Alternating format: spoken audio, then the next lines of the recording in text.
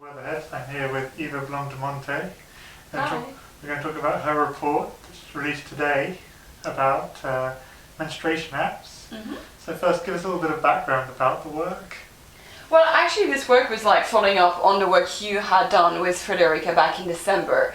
The research that was done on Android apps and how Android apps were sharing data through the Facebook SDK with Facebook. And so you had looked at a number of apps, but we wanted to see what specifically happened when it comes to menstruation apps. Because what's interesting with menstruation apps, right, is how they take data and privacy to the next level, because we share with those apps sort of the most intimate data there is about us.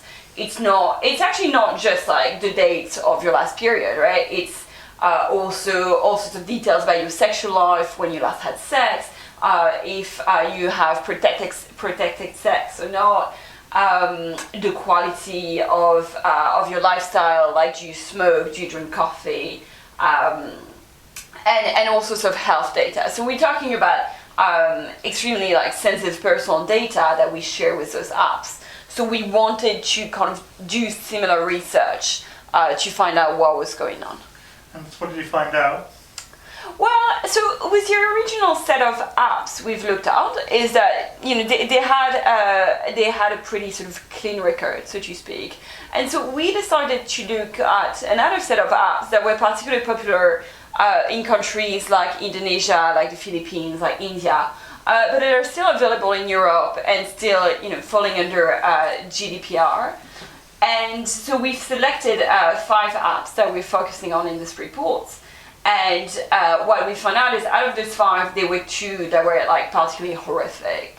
Nothing short of horrific, really, in the sense of every data you enter about your sexual life, even if you masturbate or not, your period, but health data, your blood pressure, medications you take.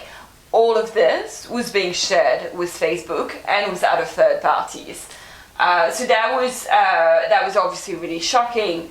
So there were 2 apps that were essentially conducting that kind of data sharing. The other 3 that we've looked at, they were signaling, letting Facebook know that every time someone opens an app, which actually for a menstruation app is already pretty significant in terms of the information you can deduce about someone. And from your research, has any change occurred? Well, actually, yeah. So it's been quite interesting because in terms of the right of response process. So we already have one company that has publicly announced and declared that they were going to change their behaviors, that they would no longer rely on the Facebook SDK. Some made some more minor changes about, for example, making sure that their privacy policy was available online. Obviously, we want to be campaigning and targeting the other apps to make sure that they followed the example set by one of the apps that have already changed their behavior. It was also interesting to have the response from some of the third parties. So one of them, which is in a company called AppsFlyer, which is essentially sort of hosting and managing the data on behalf of those menstruation apps.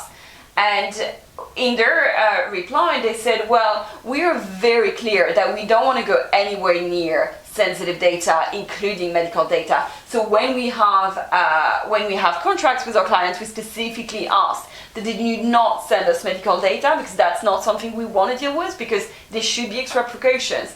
And obviously when we send them the report, they were like, well, this is news to us, this is very problematic, that means the client is breaching their obligation. And so they were going to engage with the company that's doing that. So it's also showing that third parties also have a responsibility when it comes to handling the sensitive data. And so we are essentially calling for all those companies involved, not just menstruation apps, but also third parties that are managing the data, to be really genuinely clear with their customers that this is not something that's acceptable, basically. Cool, that's very cool. I've had a brief read of the report, it looks excellent. Great. Is there anything else you want to say about it? No, except keep an eye on Privacy International social media accounts, because we'll be doing campaigns to try and incite companies like menstruation apps to change their behavior. So it'd be great to have you join us. Cool. Thank you very much for your time.